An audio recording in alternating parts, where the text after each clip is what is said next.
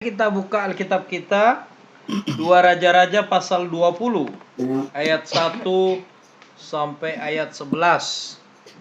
2 Raja-Raja pasal yang ke 20 ayat 1 sampai ayat yang ke 11.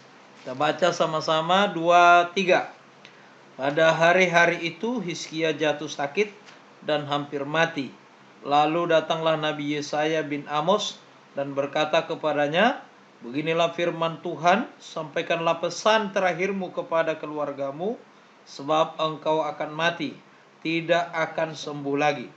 Lalu Hizkia memalingkan mukanya ke arah dinding dan ia berdoa kepada Tuhan, "Ah Tuhan, ingatlah kiranya bahwa aku telah hidup di hadapan-Mu dengan setia dan dengan tulus hati, dan bahwa aku telah melakukan apa yang baik di mata-Mu." Kemudian menangislah Hizkia dengan sangat. Tetapi Yesaya belum lagi keluar dari pelataran tengah, tiba-tiba datanglah firman Tuhan kepadanya, "Baliklah dan katakanlah kepada Hizkia, raja umatku, beginilah firman Tuhan Allah Daud, bapa leluhurmu, telah kudengar doamu dan telah kulihat air matamu. Sesungguhnya aku akan menyembuhkan engkau pada hari yang ketiga engkau akan pergi ke rumah Tuhan. Aku akan memperpanjang hidupmu 15 tahun lagi, dan aku akan melepaskan engkau dan kota ini dari tangan Raja Asyur. Aku akan memagari kota ini oleh karena aku dan oleh karena Daud hambaku." Kemudian berkatalah Yesaya, "Ambillah sebuah kue ara." Lalu orang mengambilnya dan ditaruh pada bara itu, maka sembuhlah ia. Sebelum itu Hizkia telah berkata kepada Yesaya, "Apakah yang akan menjadi tanda bahwa Tuhan akan menyembuhkan aku, dan bahwa aku akan pergi ke rumah Tuhan pada hari yang ketiga?" Yesaya menjawab, "Inilah yang akan menjadi tanda bagimu dari Tuhan, bahwa Tuhan akan melakukan apa yang telah dijanjikannya. Akan majukah bayang-bayang itu 10 tapak atau akan mundur 10 tapak?" Hizkia berkata, "Itu perkara ringan bagi bayang-bayang itu untuk memanjang 10 tapak. Sebaliknya, biarlah bayang-bayang itu mundur ke belakang 10 tapak." Lalu berserulah Nabi Yesaya kepada Tuhan, maka dibuatnyalah bayang-bayang itu mundur ke belakang 10 tapak yang sudah dijalani bayang-bayang itu pada penunjuk matahari buatan Ahaz. Amin. Ya.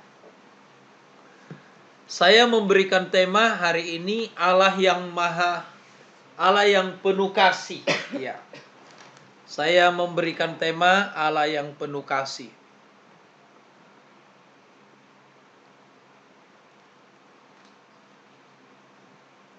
Saudara yang dikasihi oleh Tuhan, waktu kita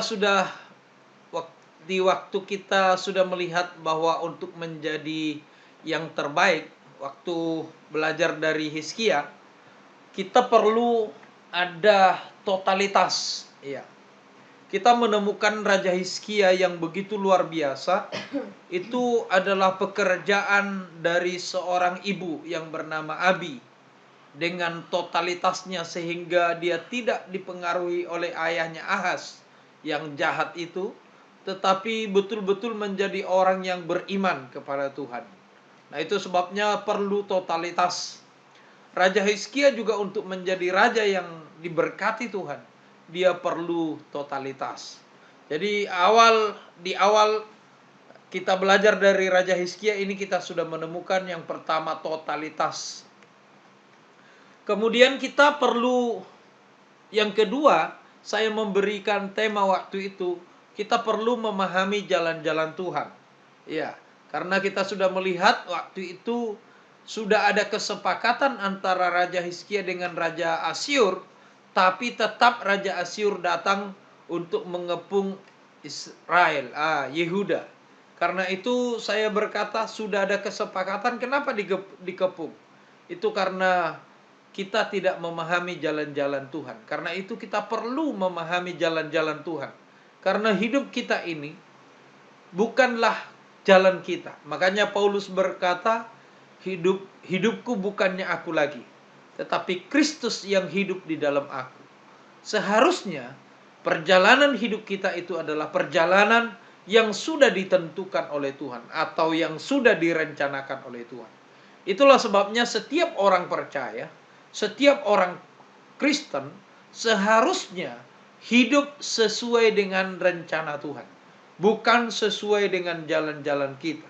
Karena itu kita tidak perlu melihat hidup kita, tapi yang perlu kita lihat adalah bagaimana Tuhan berkarya di dalam diri kita. Apa yang direncanakan Tuhan dalam hidup kita. Ya, itu yang kedua waktu itu saya sampaikan. Yang ketiga, saya berkata bahwa alat kemenangan kita, saya mengambil dari kitab Wahyu waktu itu saya berkata bahwa oleh kesaksian kita, kita menjadi menang. Ya, oleh darah anak domba dan oleh kesaksian kita, itulah alat perang kita di akhir zaman ini. Itulah kemenangan kita. Kalau kesaksian hidup kita sesuai dengan rencana Tuhan, maka disitulah kemenangan kita. Tapi kalau kesaksian hidup kita bertentangan dengan firman Tuhan, bertentangan dengan rencana Tuhan, saya percaya saudara tidak akan pernah bisa menang. Tapi kemenangan itu ketika kesaksian hidup kita dengan di dalam Kristus kita sudah dimenangkan oleh darah anak domba, maka disitulah kemenangan kita. Ya, yang keempat, kemarin kita melihat bahwa Allah kita hidup dan berkuasa. Itulah sebabnya Dia bisa melakukannya. Kalau orang Asyur berkata Tuhan itu tidak hidup, jangan engkau mau diperdayakan oleh Tuhan katanya. Tapi Tuhan membuktikan bahwa Dia hidup. Itulah sebabnya saudara, 4 hal ini yang kita sudah pelajari dari Hizkia. Hari ini kita akan belajar dari pasal ini. Perikop ini sebenarnya terbagi dengan 2 bagian. Yang pertama, bahwa Hizkia sakit dan disembuhkan oleh Tuhan. Itu ayat 1 sampai ayat yang ke-7. Jadi perikop ini terbagi dengan 2 sebenarnya. Ya. Yang kedua, bahwa tanda yang diberikan Tuhan untuk menunjukkan bahwa Tuhan akan melakukan firman-Nya. Sebab Hizkia bertanya, apa tandanya bahwa aku akan sembuh, bahwa aku akan ke rumah Tuhan. Dan Tuhan memberikan tanda. Jadi perikop ini sebenarnya dibagi 2 bagian ini. Yang pertama, Hizkia sakit dan disembuhkan oleh Tuhan. Dan yang kedua, kita melihat tanda. Nah hari ini, malam ini kita hanya melihat tanda. Kita hanya melihat tentang Hizkia yang sakit dan disembuhkan oleh Tuhan. Ya, Hizkia yang sakit dan disembuhkan oleh Tuhan. Nah, saudara perhatikan ayat yang pertama itu ditulis seperti itu. Saya tulis di situ. Pada hari-hari itu Hizkia jatuh sakit dan hampir mati. Lalu datanglah Nabi Yesaya bin Amos dan berkata kepadanya, beginilah firman Tuhan, sampaikanlah pesan terakhir kepada keluargamu, sebab engkau akan mati, tidak akan sembuh lagi. Nah itu ayat yang pertama ya. Saya memberikan garis tebal di situ. Pada hari-hari itu Hizkia jatuh sakit dan hampir mati. Ya. Kata pada hari-hari itu menunjuk pada saat Hizkia bergumul, di mana waktu itu Raja Asyur memberikan ancaman bahwa mereka akan dikalahkan oleh Raja Asyur. Dan waktu Hizkia sakit ini sebenarnya Raja Asyur itu belum kalah atau Raja Asyur belum mati. Nah karena itulah firman Tuhan berkata di perikop ini bahwa Dia akan menyembuhkan Hizkia dan melepaskan Yehuda dari tangan Raja Asyur. Jadi Raja Asyur masih merencanakan untuk membinasakan Yehuda. Karena itu kata pada hari-hari itu menunjuk pada suatu pergumulan waktu itu. Jadi Hizkia masih ada dalam pergumulan di mana Raja Asyur yang dihadapi waktu itu. Yang kedua, kata pada hari-hari itu menunjuk pada pada saat kesetiaan Hizkia kepada Tuhan sedang dibuktikan. Ya. Jadi Hizkia sakit itu posisinya dia sedang setia. Ya. Dia sedang melakukan yang baik di hadapan Tuhan. Dia sedang membuat yang terbaik dalam hidupnya, dalam hubungannya dengan Tuhan. Jadi kondisi pada saat itu adalah kondisi situasi yang seperti itu. Tetapi di tengah-tengah pergumulan yang seperti itu, di tengah-tengah kesetiaannya kepada Tuhan waktu itu, ya, pada saat itu Hizkia jatuh sakit. Ya, saudara mungkin akan berkata, bagaimana orang setia kepada Tuhan kok sakit? Ya, sakit dan mati itu bukan soal setia atau tidak. Setia kepada Tuhan itu bukan berarti tidak ada penyakit. Setia kepada Tuhan bukan berarti tidak ada pergumulan. Setia kepada Tuhan bukan berarti tidak ada masalah. Tetapi kesetiaan kita kepada Tuhan itu adalah sebuah hubungan dengan Tuhan. Nanti Tuhan akan melakukan setiap rencananya di dalam kehidupan kita.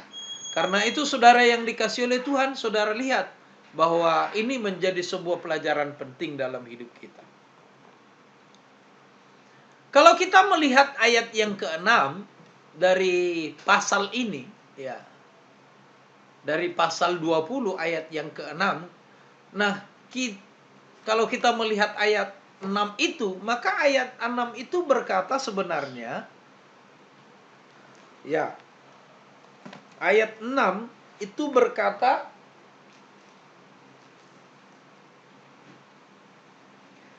aku akan memperpanjang hidupmu 15 tahun lagi. Dan aku akan melepaskan engkau dan kota ini dari tangan Raja Asyur. Aku akan memagari kota ini oleh karena aku dan oleh karena Daud hambaku.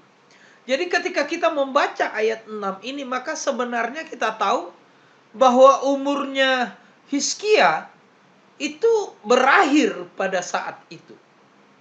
Sebab ayat itu berkata, aku akan memperpanjang. Nah, kata memperpanjang berarti kan sudah berakhir. Jadi umurnya Hizkia, firman Tuhan berkata, ada waktunya untuk lahir, ada waktunya untuk mati. Jadi sebenarnya umur manusia itu tidak ditentukan, ya, tua atau muda. Karena Tuhan telah menentukannya umur seberapa dia meninggal. Nah, ini membuktikan ayat ini, ya. Karena itu saudara yang dikasihi oleh Tuhan, ayat ini jelas. Jadi kalau kita membaca ayat 6 ini, maka umurnya Hizkia seharusnya segitu. Ya, kurang lebih sekitar 50-an, 60-an. Tetapi karena Allah itu Maha Pengasih dan Maha Penyayang, penuh belas kasihan, ketika Hizkia berdoa, ya, ketika dia sakit, kemudian bayangan saudara, ketika dia sakit, kemudian firman Tuhan berkata, sampaikanlah pesan terakhirmu, karena engkau tidak akan sembuh lagi. Nah, saudara, itu didengar oleh Hizkia, maka dia berpikir seperti kita juga mungkin, yang takut mati, ya. Karena itulah dia berdoa kepada Tuhan. Dia memalingkan wajahnya ke dinding, ya, dan dia berdoa kepada Tuhan dan berkata, Tuhan, ingatlah kiranya bahwa aku telah berbuat baik, bahwa aku setia, tulus kepada Tuhan. Nah, ini membuktikan bahwa memang Hizkia tidak siap mati. Rata-rata memang manusia tidak siap mati. Maunya umur panjang, ya. Ya, Hizkia juga sama. Tetapi kita melihat sebenarnya itu adalah kemauan kita. Tetapi dari Tuhan ada ukuran. Ada ukuran yang Tuhan sudah taruh. Itulah sebabnya sebenarnya kita tidak perlu takut. Tidak perlu takut mati, tidak perlu takut hal-hal tertentu. Kenapa? Sebab Tuhan sudah memberikan ukuran umur dalam hidup kita. Ya. Tetapi sekali lagi saya tidak berbicara soal umur ini. Saya hanya ingin menunjukkan kepada saudara malam hari ini bahwa Tuhan kita itu penuh belas kasihan. Ya. Ketika Hizkia sudah sewaktunya, sudah seharusnya dia pulang ke surga, tetapi ketika dia berdoa kepada Tuhan, dia masih ingin hidup dan kemudian dia berdoa kepada Tuhan. Nah, saudara yang dikasihi oleh Tuhan, maka Allah memperpanjang umurnya 15 tahun lagi. Nah, ini yang saya maksud Tuhan penuh, yang penuh belas kasihan itu. Ya, tema kita tadi. Saudara, doanya Hizkia itu ya mengubah rencananya Tuhan. Di mana Tuhan sudah berencana umurnya Hizkia sampai di situ. Pekerjaannya Hizkia sudah sampai di situ. Ya, bukan karena Hizkia sakit parah, bukan sebenarnya. Karena sakitnya kalau saudara lihat itu hanya bara. Tetapi karena Hizkia berdoa kepada Tuhan, Tuhan juga memiliki belas kasihan. Tuhan kita itu bukan Tuhan yang kaku. Tuhan kita itu bukan tidak punya hati dan pikiran. Tuhan kita itu adalah Allah yang hidup, yang punya perasaan, yang mengerti doa, yang memahami segala apa yang kita minta. Itulah sebabnya saudara yang dikasihi oleh Tuhan, sekalipun ada rencana yang semula yang Tuhan taruh kepada Hizkia, tapi Tuhan bisa ubah. Ya, Tuhan bisa ubahkan. Kenapa? Karena Dia adalah Allah yang penuh kasih. Ya. Saudara perhatikan di situ bahwa ya. Lihatlah sakitnya Hizkia itu hanya penyakit bara. Penyakit bara itu udunan. Saudara pernah lihat orang udunan mati? Belum pernah. Ya. Jadi bisulan, udunan kan udunan dan bisulan itu kan sama. Jadi bara. Penyakitnya itu hanyalah penyakit bara. Saudara lihat, hanya bara. Tuhan menyembuhkan juga hanya dengan adonan kue ara. Ya, saudara lihat. Yesaya berkata, ambilkanlah kepada sebuah kue ara. Ya. Ayat yang ke-7. Ambillah sebuah kue ara. Tapi dalam yang lain, terjemahan lain, itu sebenarnya menunjuk kepada adonan. Adonan kue ara. Ya. Atau kue ara ya, terserahlah. Tapi saudara pikir kue itu ya kue, bukan obat itu. Jadi ditempelkan ke bara, ya. Sampai kalau ada bara ditaruh kue apa itu ke bara sampai ke udunan, ya tidak mungkin sembuh. Ya, tidak mungkin sembuh. Tetapi karena Tuhan, ya dia tetap sembuh. Saudara lihat, ini adalah belas kasihan Tuhan. Jadi bukan bukan karena penyakitnya parah, bukan karena segala sesuatunya melampaui batas, enggak. Tetapi karena umurnya memang segitu, makanya Tuhan berkata, sampaikanlah pesan terakhir. Tetapi saudara yang dikasihi oleh Tuhan, sekali lagi, doanya Hizkia lah yang membuat Tuhan berbelas kasihan. Karena Tuhan berbelas kasihan, maka dia bisa mengubah. Nah, itulah Allah kita. Jadi Tuhan kita itu tidak mengikuti takdir. Ya. Tuhan Allah kita itu dia adalah Allah yang berkuasa. Dia tidak mengikuti takdir. Dan kalau saudara nanti di minggu depan kita akan melihat bahwa Tuhan mengubah perjalanan matahari, itu menunjukkan bahwa Tuhan kita hidup tidak membuat sesuatu kemudian dia tidak bisa ubah. Ya. Kasihnya kepada kita itu bisa mengubah rencana Allah di dalam diri kita. Karena itulah saudara yang dikasihi oleh Tuhan, hari ini saya ingin memberikan kesimpulan kepada kita. Tuhan itu penuh dengan belas kasihan. Dia hidup. Karena itu hiduplah dengan takut akan Tuhan. Dia bisa mengubah segala sesuatunya. Bukan karena dia sudah mengubah matahari, menciptakan matahari 12 jam, siang 12 jam malam. Itu sudah menjadi ketetapan. Tapi Tuhan itu bisa mengubahnya. Kalau perlu demi orang-orang yang percaya. Ini pegang kata-kata saya. Tuhan itu bisa mengubah yang sudah dia buat. Ya, yang sudah dia kerjakan karena dia hidup.